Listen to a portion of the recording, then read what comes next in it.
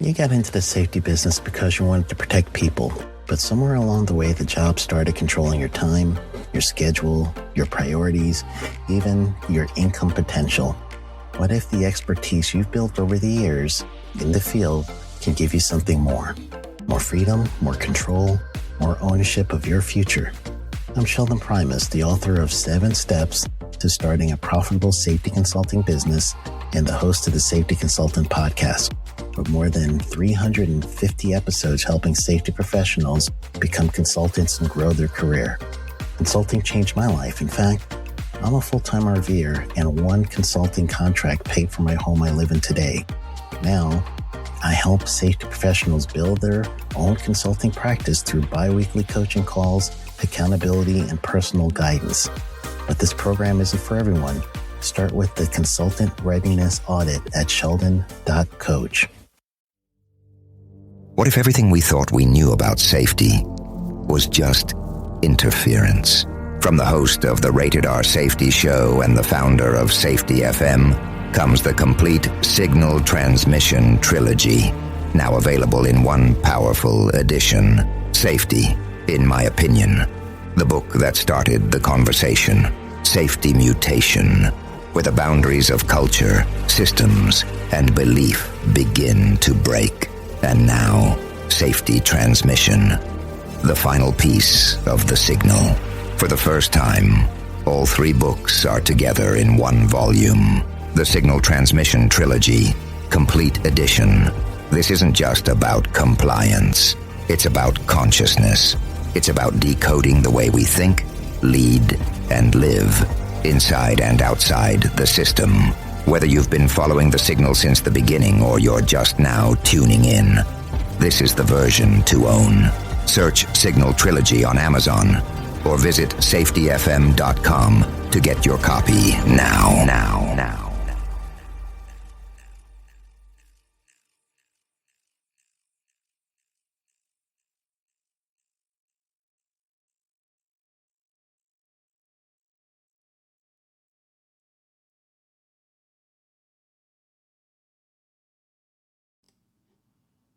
Hi, this is Jim from Safety Wars. Before we start the program, I want to make sure everyone understands that we often talk about OSHA and EPA citations, along with some other regulatory actions from other agencies, legal cases, and criminal activity. Everyone is innocent until proven guilty in a court of law. Proposed fines are exactly that, and they are often litigated, reduced, or vacated. We use available public records, news accounts, and press releases. We cannot warranty or guarantee the details of any of the stories we share, since we are not directly involved with these stories, at least not most of the time. Enjoy the show.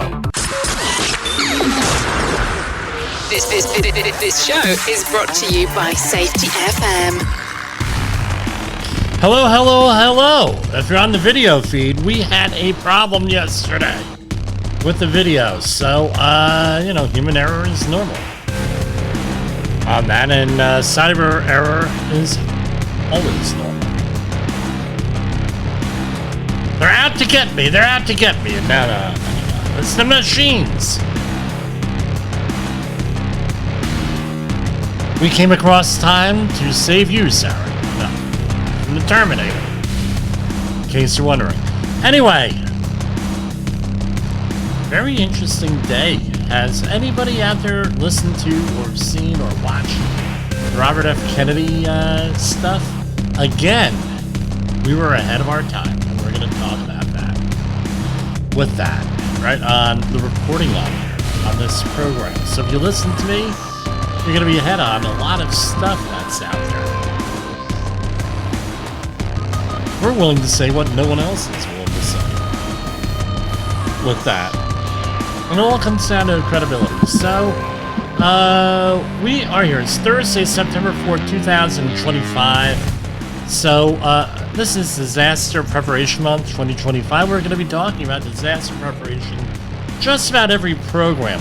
Over the weekend, we're going to, on Rumble, we're going to have like a best of show where we're going to broadcast a couple of hours of stuff out there. Oh, we'll see how it goes. I don't know how it's going to go. Short week this week. So I'm on the road this week, and as we know, the first, my travel day, I gotta get up like 3:30 in the morning the first day of the work week. And it doesn't, it ain't easy, man. But we do it. Why? Because we're out there to serve people. We're out there to make the world a safer place. Yes, we are. And I do mean that. That's what our mission is here on Safety FM. It's engagement. It's training. It's empowerment. It's a lot of stuff. Asking those difficult questions. So today, what are we going to talk about with disasters? And like I said yesterday, our way to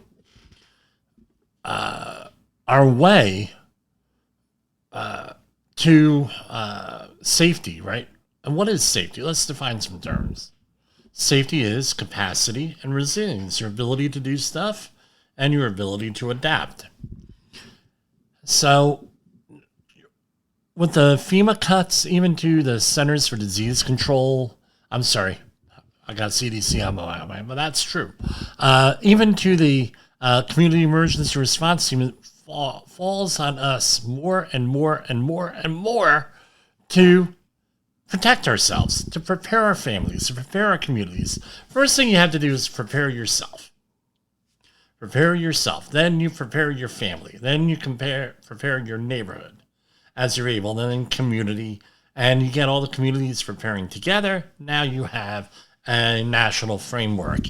And you could be that leader out there in your community.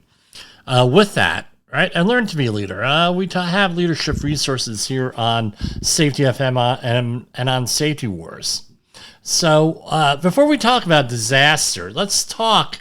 Now, I always talk about disasters. And first thing we have to do is decide what kind of disaster we're going to have. So I'm going to share the FEMA website here. So this is ready.gov. Be informed. They list all these hazards here, right? Emergency alerts, attack in public places, avalanche, biohazard exposure, cybersecurity, a drought, earthquakes, explosions, extreme heat, floods, chemicals, home fires, home safety, household chemicals, landslides, hurricanes, landslides and debris flows, pandemic, power outages, severe weather, space weather, which we had on Monday night, thunderstorms and lightning, tornadoes, tsunamis, volcanoes, wildfires, winter weather, right? And then recovering about that from a disaster. Some of the things that are not on there, medical emergencies. So I used to, and maybe I need to do that again, define the different kinds of disasters you're going to be faced with. There's usually, 3 or 4. 0 to 24s, right? And that's what most people are going to face in their life. A 0 to 24. Let me get a graphic here, right on here. We're just going to do this in real time. So scenario 1, let's do a screen share here. So let me do, yeah, I like the whiteboards, as you can tell, right? So we have scenario 1, and we're dealing with 0 to 24 hours. What is that? We're talking about something real simple here. Maybe we're talking about short-term power outages, fire alarms, fires, medical emergencies, right? Things like that, short term. Then we have scenario 2. And if you are wondering at home, yes, I am typing this in real time in here. Right? So we're going to do scenario 2. What is that? You're looking at 24 to 72 hours. What are we talking about? We're talking about, right, floods, maybe. longer term power outages, civil unrest, right? And this is what we are told to be prepared for, right? Scenario 2. Then you have scenario 3. What are we talking about? We're talking about, right, 72 hours to 30 days. Now you start to get into something a little bit more. You have long-term disruptions, right? Catastrophic situations, right? Now you start to get into something a little bit more. You have to up your game here. Up your game with that. So, for example, now, right, we can have 3 days worth of food in the house. We can have 3 days worth of water. We can have 3 days worth of managing things. We can do that. That's not, you can do that. It may be a little bit hard. It may take you a week or two to get prepared for something like that. Well, we're going to have nothing for 3 days. Easy to get prepared for. But then you go into what is called scenario 3. That is when the Louvno hits the fan, like we say here. And we're, no, I'm not saying that in honor of the Polish president here in the United States today. He met with President Trump. No. What we're talking about is serious stuff. Imagine having to have 30 days or ensure 30 days of water in the house or in your apartment. It's even more challenging if you're in an apartment condo, that sort of thing. A house, you might have a backyard. You may have a little bit more room depending on the size of the house. So now you're 30 days. What are you going to do with that? 30 days worth of food. That's a lot. They do have survival food sources out there. Advertised all the time on the radio and on the internet, right? Especially on Rumble. You get them all the time. You get whacked. Boom, boom, boom, boom, boom, boom, boom, boom, boom. But what ends up happening is these longer-term catastrophic situations, it's a lot of food. And that's, just imagine, 2 gallons of water per person. Let's say you are a family of 2. That is 4 gallons a day times 30 days, 120 gallons of water. That is 2.5 drums just for cooking and eating and drinking, that sort of thing. That's a lot of water. We're not including bathing.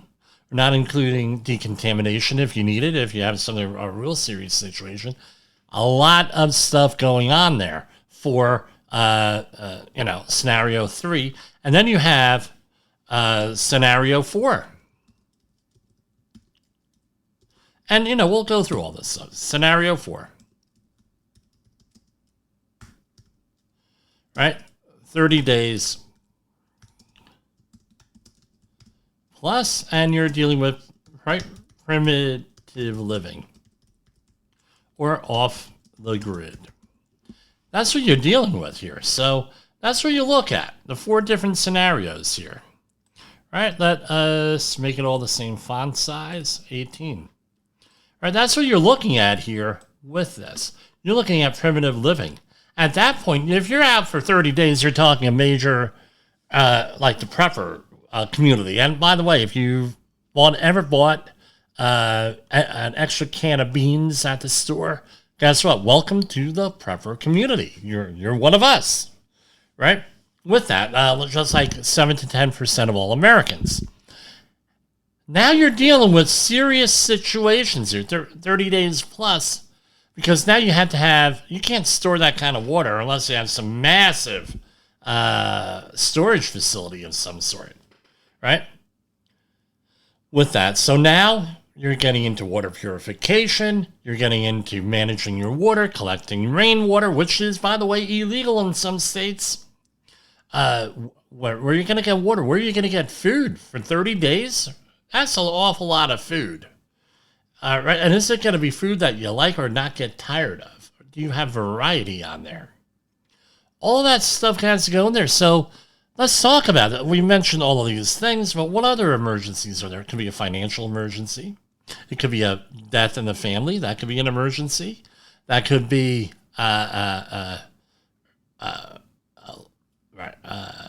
major illness, anything like that. That can also be a disaster. So disaster, now we like to think of all these exotic things, but unfortunately disaster is in the mundane often here, all right, with all this stuff.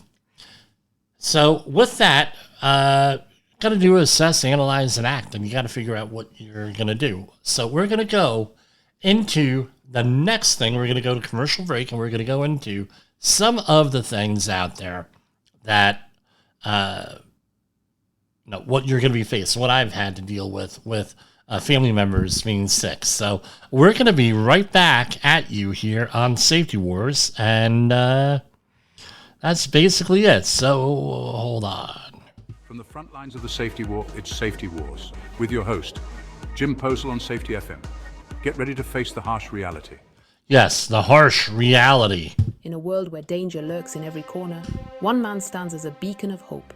Jim Posel, a veteran safety expert with over 3 decades of experience, now bringing his knowledge to you with Safety Wars. Engaging, informative, and always relevant. That's Safety Wars. Join the safety revolution with Safety Wars, available on Spotify, Apple Podcasts, YouTube, and wherever you get your podcasts and videos.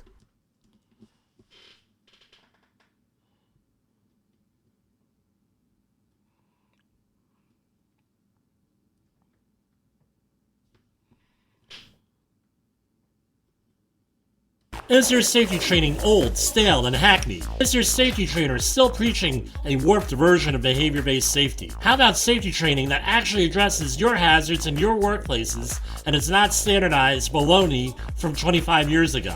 Contact the Safety Wars team at safetywars.com or call Jim Posel at 845-269-5772. Remember, if you're receiving this message, you are the solution to unsafe workplaces. OSHA recordables, catastrophic losses, environmental disasters. You want answers? So do I. This is Jim Posel with Safety Wars. That's my daddy! Yes, here we are. We are back. So what are we going to talk about next? We talked about that, the different types of disasters out there. Now we're moving into the main thing, medical stuff. So let's say you have to manage a medical situation with people. We're not talking first aid CPR. This is beyond first aid CPR. You're calling 911. You're taking a loved one to a hospital. You're taking a loved one to a regular doctor's appointment. You have to call an ambulance. Anything like that. There's going to be a lot, there's going to be a lot of questions that you have to answer. And I get the reason why we ask some of they go through the questions. One, to ascertain what's going on with the patient. We get that, right? There's no conspiracy there. But the other thing is that they try to get you distracted from the situation. Say they're doing something to your loved one that, like CPR, AED, the other stuff, things going on there and everything else. They want to distract you, so they will try to interview you and everything else. And they want to get the information, but on the other hand, it's part of the thing to keep you occupied. So maybe you don't interfere with that. So what we developed, we meaning my family, right? So my mom and my dad had extended illnesses. Let me clear out some of this stuff in the background here. My mom and dad had extended illnesses. We're all aware here. They passed away recently. And we also had other family members pass away. So I went through this multiple times, multiple family members, on how all of these questions get asked, right here. And my mother-in-law also, right on my front porch, Nancy. Now,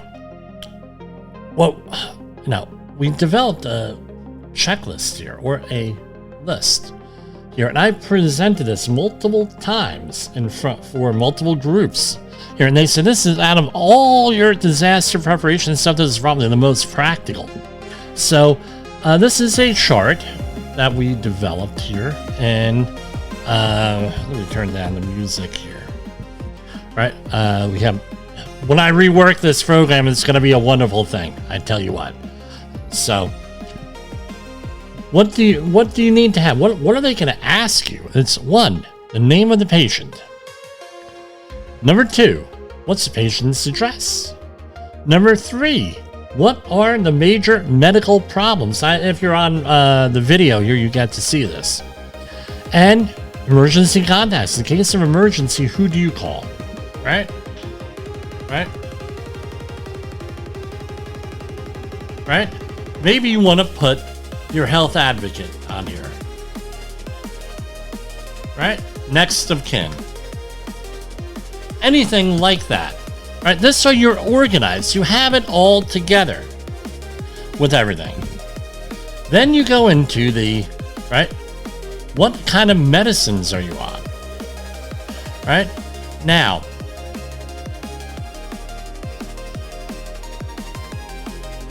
most people, all right, if you have serious health problems, you may have to take medicine 4 or more times a day.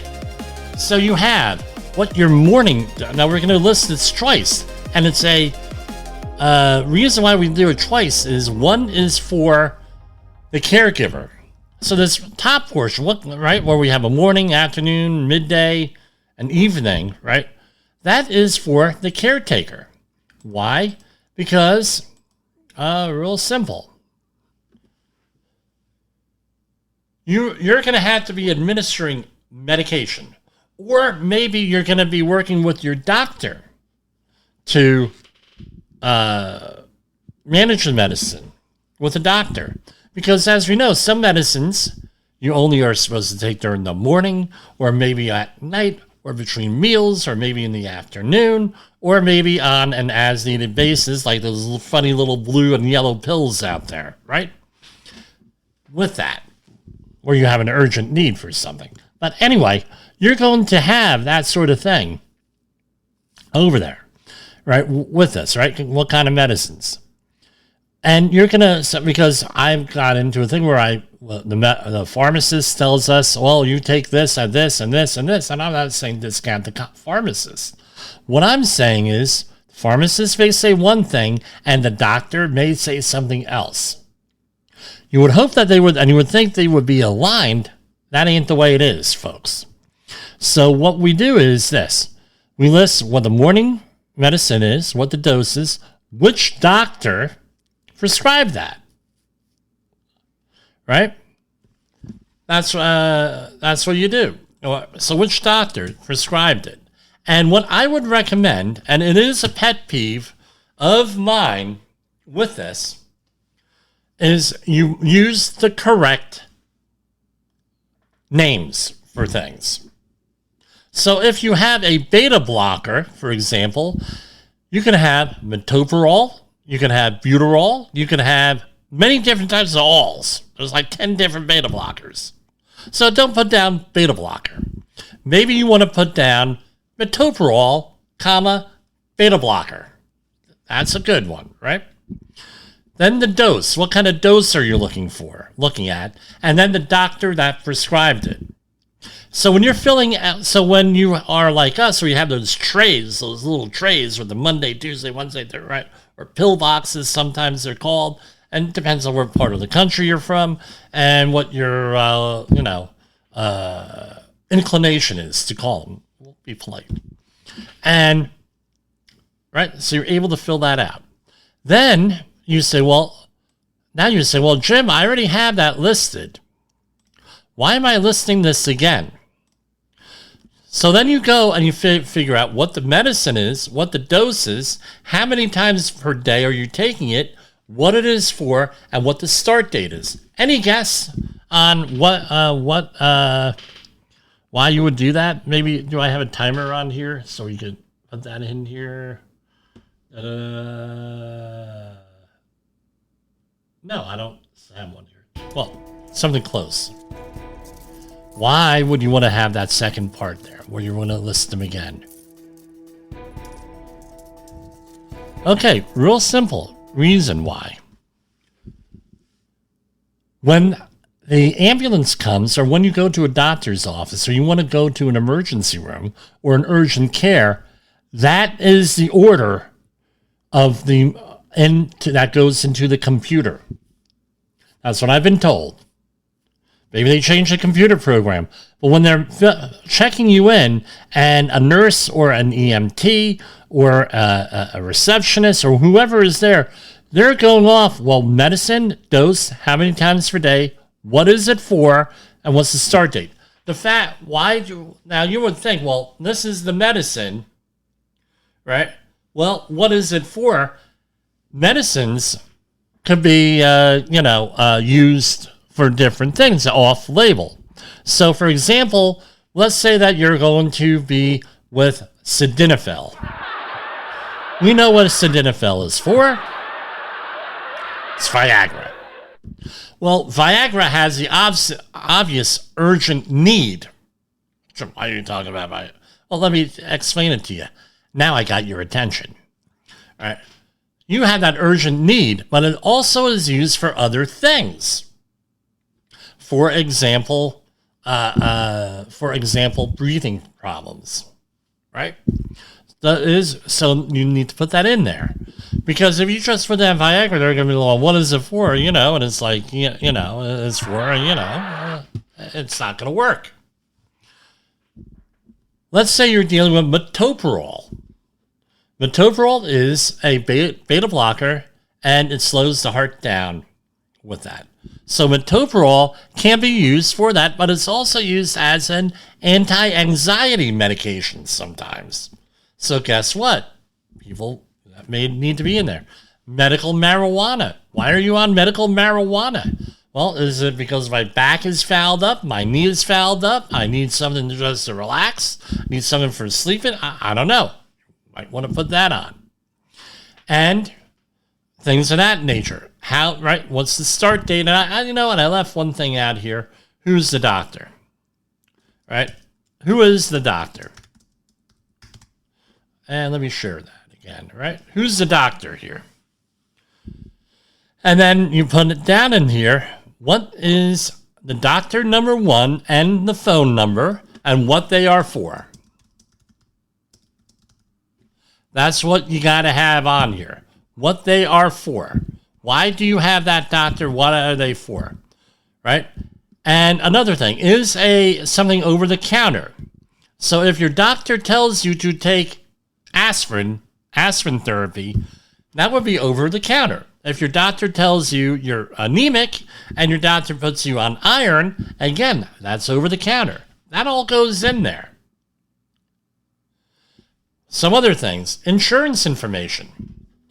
What is the insurance information that you have? What are your insurance policies with that?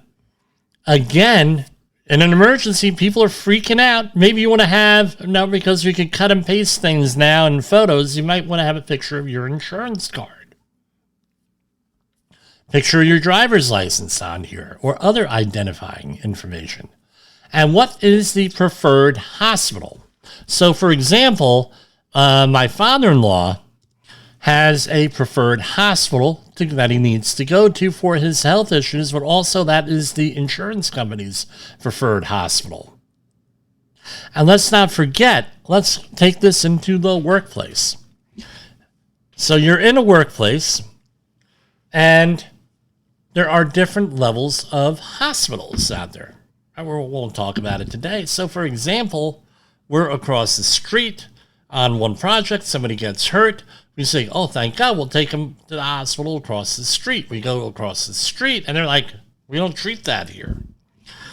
Now, you may say, well, Jim, that's ridiculous. So my brother John, and this happened, he's been dead since 2016, so this happened a long time ago. He went into a hospital. He had a medical issue. They had to call the ambulance. He goes in the hospital, and he's in there, and a pregnant woman comes in, not a pregnant person, a pregnant woman comes in there, and has to, she's there. It's going to happen.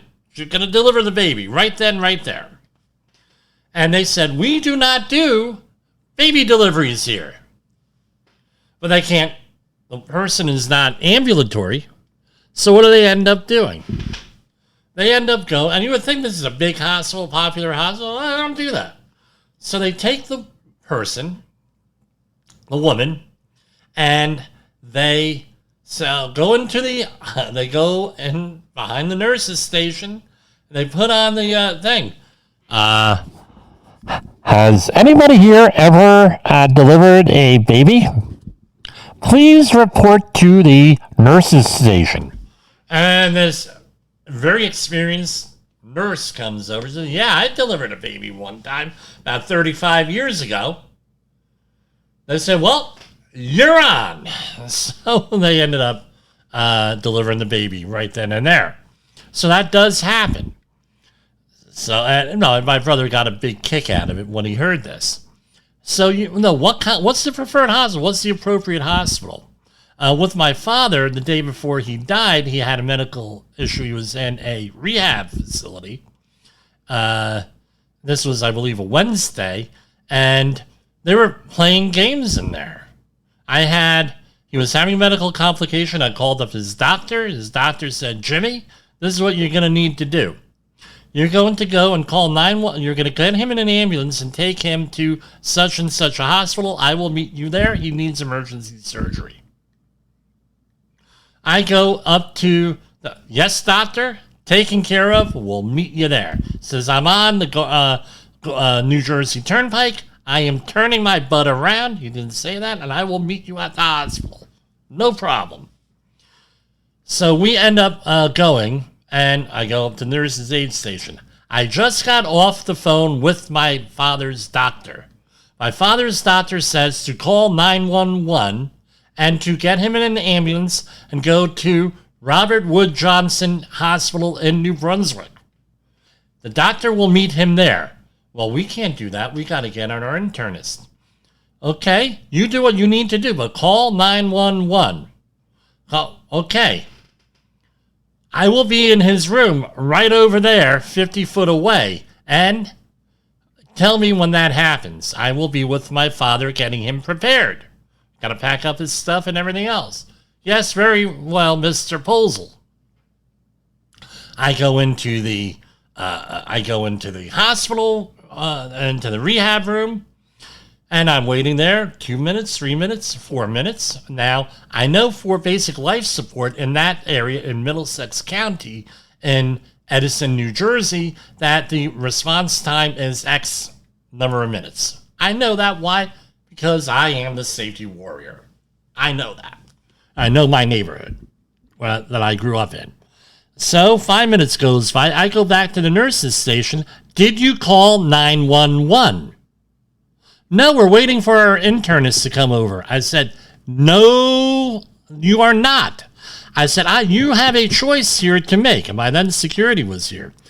And I said, it's very simple, very nicely. You have a choice to make.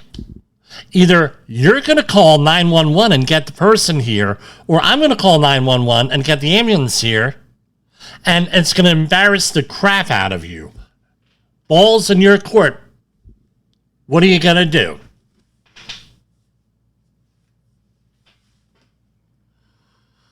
So what do you think she did? She picked up the phone, called 911. Ambulance is on the way. By that time, the internist comes in there. The guy on duty, God bless him, nice guy. Didn't know what was going on, but he has to follow the procedures. Because we got to follow those freaking procedures. We got to know. It's like, how long have you been a doctor? You don't know the procedures now? What you're supposed? You've been here for 2 years, 3 years. Hell, I even think you were here when my brother was here. You don't know what the procedures are? Are you serious? I said, this is what it is. The ambulance is on the way here. He's going to go to Robert Wood Johnson. That's what the procedure is. Blah, blah, blah, blah, blah, blah. Okay. Meantime, ambulance pulls up. They come in there. I meet them out front because this is during an emergency. This is what you're supposed to do. The ambulance, this is a pretty sizable facility. I went out there to meet the ambulance and direct them into my father's room to make sure we don't have them looking around this facility for where my father is, even though I told them they know what the room number is. So I meet them. We were in room, whatever it was, right? We come walking into the room. Okay, here he is. And now the internist who took his vitals, all right, well, he has this. So I'm not exactly sure. And they're bickering back and forth. After about 30 seconds of this, I said, can everybody please be quiet here? And they said, this is what the issue is. And I looked at it. This is the issue. That's the issue. That's the issue. He needs emergency surgery. He's going to Robert Wood Johnson Hospital. That is where you are to take him. And what do you think I did? I go and I whip out. They start with the questions. And what do you think I do? I whip out this thing and I said, here is his medication. You go and you go. This is all the information you're going to need. So you know what the EMT person says, right? The head EMT person. He says, Mr. Polzel. May I call you? Yeah, Mr. Polzel. He says, I wish everybody was like you. Make my job a lot easier. Okay, everybody, pack them up. Let's go. Right? He says on the way out, he says, what do you do for a living? I said, well, I'm a certified safety professional. I deal with emergencies and the workplace. I've been through this a couple of times. And he said, man, this medicine list is a great thing. Never saw anybody have it. So comprehensive, so good. I said, yeah, here, you can look me up on the Safety Words podcast, and I give him a business card, of course. My father couldn't have been prouder. Unfortunately, the emergency surgery did not go the way that we expected it to go, and he passed away 2 days later, right? So this is something that, right, that and it happens. But you need to be prepared ahead of time. I include this in my first aid CPR courses here, which we teach 845-269-5772 or jim@safetywords.com. I prefer a text message, 845-269-5772. You come in direct contact with me, and I can teach you your first aid CPR. Or maybe you just want to go over something like this here as a training, as a monthly training. We could go in there and we could do this. The other thing that you want to do, right? Let's say that you are at home. This is good. You also want to have the hospital address, and directions to the hospital. You want to be able to take a dry run to that hospital. Then you can say, well, Jim, why would we have to do a dry run to the hospital? Believe me, in a panic situation where you're dealing with, and I know of a family that went through this. They had a family member come down with major illness down there. Eventually it killed them. But what happened was, had they got him to the hospital sooner, probably would not have killed him. They could have done something. And what happened was, he was having a problem, 911. 911 did not come right away. Why? Because they were in the middle of a rural area to begin with. And you had you had 2 car accidents in that little town and multiple fatalities with both accidents. So they were, they didn't know what was going on with him, but they knew what was going on with all these injuries and fatalities and everything. So they were all tied up. So you might have to get that person yourself to the hospital, urgent care, what have you. So now you have to drive the person there.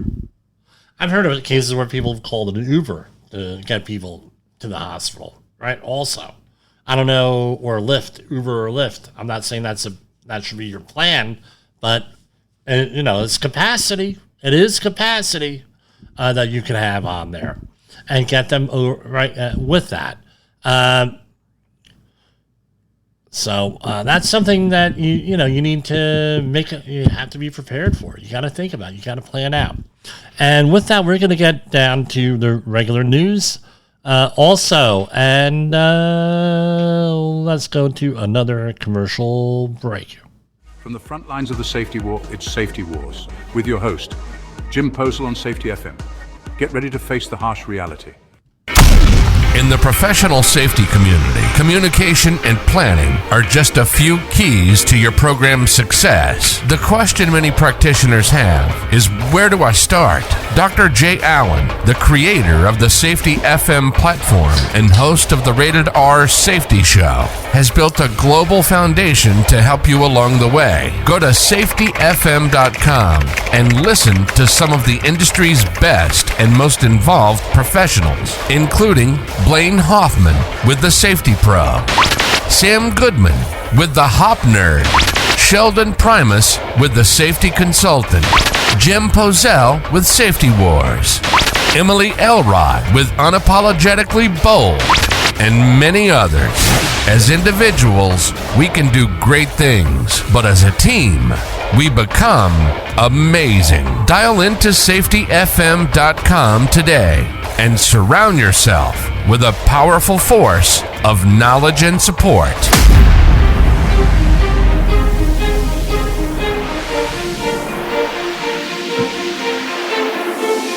The safety war has begun. The risks are out there, lurking in every corner of the workplace, threatening our most valuable asset, our people. But we have a plan.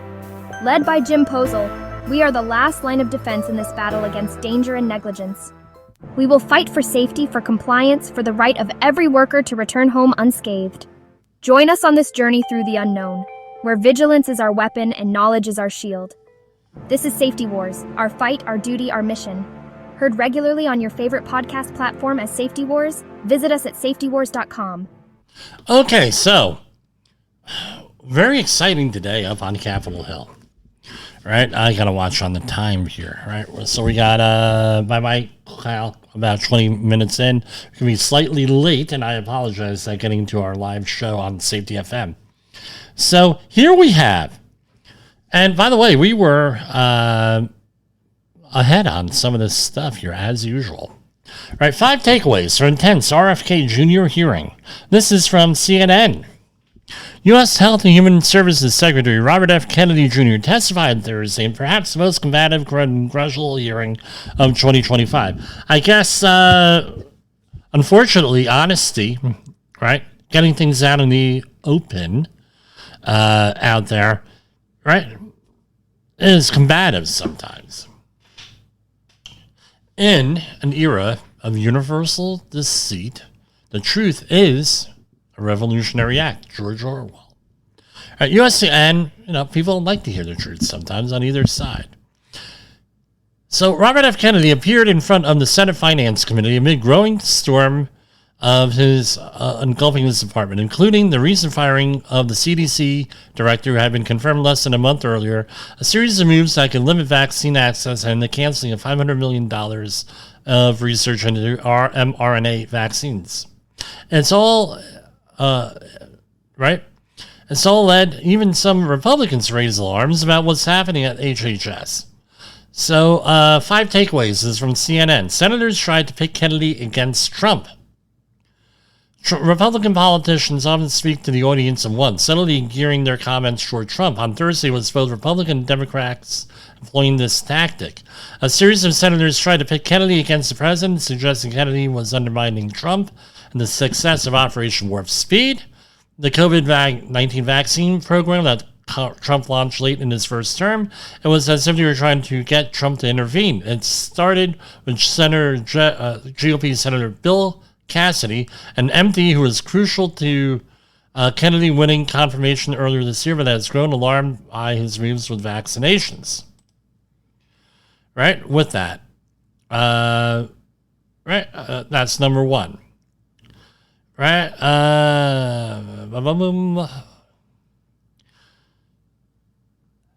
Number 2, other Republicans delivered brushbacks to Kennedy. While Cassidy was perhaps the most anticipated Republican questioner on the panel, he wasn't the only one to raise concerns about Kennedy's vaccine moves. Others did more gently, but in ways that suggested Kennedy should be careful. Perhaps the most surprising was Senator John Barrasso of Wyoming, the number 2 Republican in the chamber.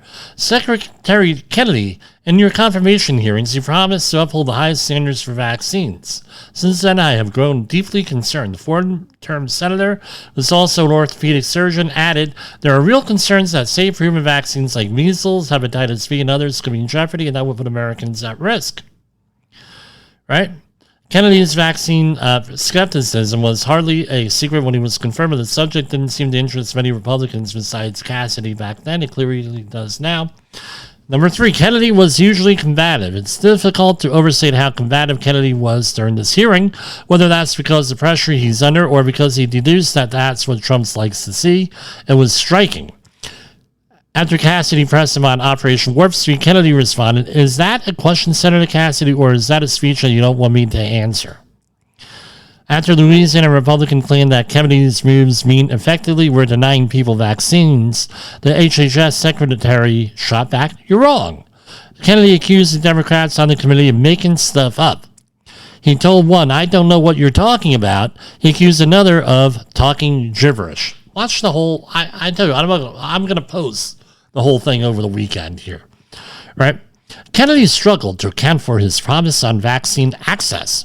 Perhaps the most significant policy question looming over the hearing and the future of Kennedy and the CDC is that one Cassidy concluded with, how much Kennedy's actions are actually going to restrict access to vaccines. During his confirmation hearings in January, Kennedy made a very broad promise. I will do nothing as HHS secretary that makes it difficult or discourages people from taking vaccines. But HHS moves have clearly jeopardized access to COVID vaccines. By narrowing their approval, the agency has added barriers for people if they can even get them at all. Right? And then there was other testimony. Now, number 5, what to watch next. Kennedy was asked to respond to the recently ousted CDC director, Dr. Susan Maneras' claim about him in a Wall Street Journal op-ed Thursday. She wrote that during a meeting in late August with Kennedy, she was told to pre-approve the recommendations of a vaccine advisory committee to which Kennedy has recently appointed some vaccine skeptics. Kennedy not only flatly denied it, but accused Maneras of lying. I did not say that to her, Kennedy said repeatedly. Often in such circumstances, witnesses will talk around the issue and suggest that maybe there was a misunderstanding, but Kennedy did not do that. Maneras' attorneys responded Thursday by saying Maneras stands by her account and would repeat it all under oath.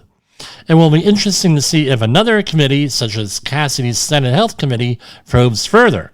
Not only could Maneras be called to testify, but so could another top HHS official, Jim O'Neill, who was in the meeting Maneras wrote about and has since replaced her as acting director. So those are the highlights, according to CNN.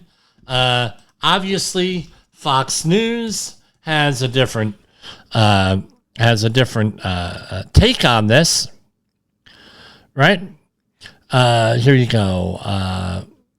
Oh, you gotta love this. Vance curses out senators after heated Kennedy hearing, full of... Let's begin with our senior congressional correspondent, Chad Pergram.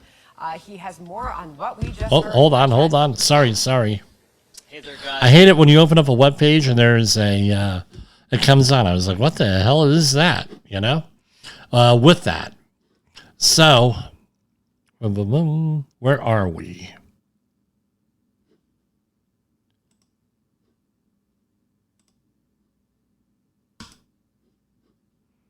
All right. Boom. Yeah, I got thrown off. Vice President Vance curses out senators after heated Kennedy hearing, full of gluvno, and everyone knows it. White House officials rally behind the HHS secretary following confrontational finance committee hearing. Vice President J.D. Vance shot back at senators who clashed with HHS Secretary Robert F. Kennedy at a hearing before the Senate Finance Committee. Senator Ron Wadeen pressed Kennedy during the hearing, going on and on, right? So, again, this is what we see here between two different sources here. Kennedy countered by noting Wadeen's decades in office while chronic disease rates climbed to 76%. He was like, what the hell are you guys doing here? You have all these problems. You're presiding over the oversight. Why didn't you say anything on chronic diseases? Right? And Vance wrote in an X post, when I see all these senators trying to lecture and gotcha Bobby Kennedy Day, all I can think is, you all supported off-label, untested, and irreversible hormonal therapies for children, mutilating our kids and enriching Big Pharma. You're full of guvno, and everyone knows it. Secretary Kennedy reposted, right? With that, thank you. With that. So basically, what's the point? Two wrongs don't make a right here. Let's remember that. Because someone else does something wrong doesn't mean that what their points are invalid when they talk to you. Right? But on the other hand, just because someone else does something wrong doesn't mean that you could do something wrong with that. Or, perceived wrong. I mean, it's very controversial here with the hormonal HRT. Hormone replacement therapy is extremely controversial, and they're talking now with restricting Second Amendment rights to people on that therapy. So, with that, I tell you what. Now, we were ahead of the game here, and I'm going to depart from our normal procedure here. You go back to June 19th, and I did a deep dive on this article. The veteran health of, and this is off of Vox.com, the story by Noam Hassenfeld. This was an interview that he did. This veteran health official watched Americans lose trust in science. How do we regain it back? Francis Collins of the NIH, NASA's National Institutes for Health, for a decade before his dismantling, he's searching for answers. And I tell you what, this article here, which I went into in depth on our June 19th show, which I'm going to replay here, nothing in his years of leading biomedical research for U.S. government could have prepared him for disruption at the NIH. Over 1,000 employees at the NIH were suddenly fired at the beginning of April. Right? And it goes on and on and on. Right? In the past few months, Collins saw scientists placed under communication gag orders, restrained from speaking freely, even when no media were present. You were effectively muzzled. Right? And it's going on. So I pulled my folks together in a conference room. They did not know what was coming, and I told them, by tomorrow night, I'm no longer going to be here. He said this in 2021. And we all cried. I never thought it would end this way. My wife came to pick me up on the last Friday and said, this is how it's going to end. Just 4 years ago, Collins was President Trump's NIH director. Now in Trump's second term, he's resigning under pressure. How do we get from a world where NIH was universally recognized as the jewel of scientific research, right, to what we have now? Right? I'm constantly hearing that Americans have lost, and this is him asking a question, lost trust in science. Is that fair to say? Quote, I think it's totally fair. You can look at all the surveys about trust. This is from a mainstream scientist here. Americans have lost trust in almost every institution. But I think it is more than that. I think COVID did a lot of harm to people's trust in science because, first of all, it was a huge, disastrous experience for the world. Right? There were days where thousands of Americans were dying. As one of those people was communicating with the public what we knew about the virus and what they might do to protect themselves, we were doing the best we could with the information we had, but the information was incomplete. So you had to change recommendations over time because we learned more about the virus, about the pandemic, and people began to wonder, do these guys know what they're doing? Soon, suddenly, this has become a target for an attack. Right? When it's becoming clear that more than 50 million Americans aren't getting the vaccine, one of the most remarkable scientific achievements in human history, did that tell you anything about the pursuit of science and how it works?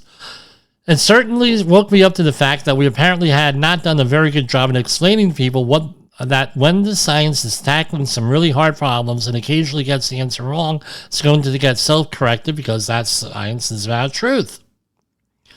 Right? Now, and he goes on and on. Right? So, this is probably the most important part of this interview because it's directly applicable to us, the health and safety field here. Because this is where we get into the problems is in this. It seems like you believe that all you had to do was develop the vaccine to get things going that worked, and then people would take it. Then there's the whole other piece of convincing people that you and the scientific community at large didn't do. Yep, I was naive about the science communication and how it works. And I was, without knowing, to call it this, an adherent to the knowledge deficit model. What does that mean? That means that if you're trying to communicate science to get someone to make a decision, it's because they're missing knowledge, and you're going to provide that. You're going to fill in their deficit, and everything will be fine. Right?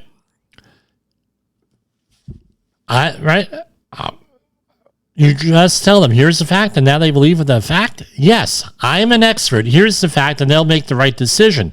But no, it doesn't work that way, especially when there's already skepticism and distrust. You're seen as an elitist who maybe has an axe to grind or something you're trying to put over on them, and you may even do more harm than good by going after someone's misunderstandings head on. They're just going to dig in their heels more thoroughly. I tell you what, this dude, right, has some very good points here, right? Francis Collins, very, very good points here. That's why it's important to read, and to read varied things that you may not normally read here. And this is from Vox.com, right? I guess what I've learned is we need to learn to do a lot more listening, right? Listen and really understand where people are coming from. So that means you have to have a dialogue and also be prepared to tell stories instead of going down the road with statistics, for that's what's challenging. For a scientist, that sounds like an anecdote, and I would never get away with that in a seminar room. But it's not a seminar room, people. We need to actually find better ways to help people communicate what we do. And with that, right, we're right up against this. With that, we're going to call it a day. And we will see you, God willing, this weekend. For Safety Wars, this is Jim Posel, and we'll see you. You know, you'll find out what we're doing and everything else out there. So, here we go. Is there safety? Oh, the safety war has begun. Is there outro? I hit the wrong button, guys. Sorry. The views and opinions expressed on this podcast are those of the host and its guest and do not necessarily reflect the official policy or position of the company. Examples of analysis discussed within this podcast are only examples. They should not be utilized in the real world as the only solution available, as they are based only on very limited and dated open source information. Assumptions made within this analysis are not reflective of the position of the company. No part of this podcast may be reproduced, stored in a retrieval system, or transmitted in any form or by any means, mechanical, electronic, recording, or otherwise, without prior written permission of the creator of the podcast, Jay Allen.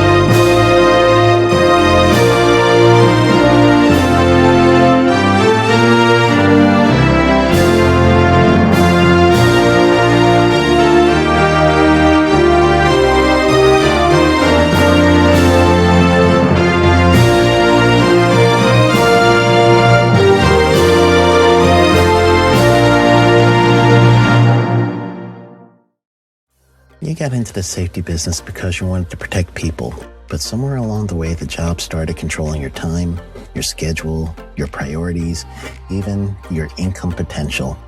What if the expertise you've built over the years in the field can give you something more? More freedom, more control, more ownership of your future. I'm Sheldon Primus, the author of 7 Steps to Starting a Profitable Safety Consulting Business and the host of the Safety Consultant Podcast, with more than 350 episodes helping safety professionals become consultants and grow their career.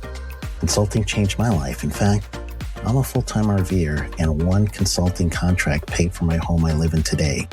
Now, I help safety professionals build their own consulting practice through bi-weekly coaching calls, accountability, and personal guidance. But this program isn't for everyone.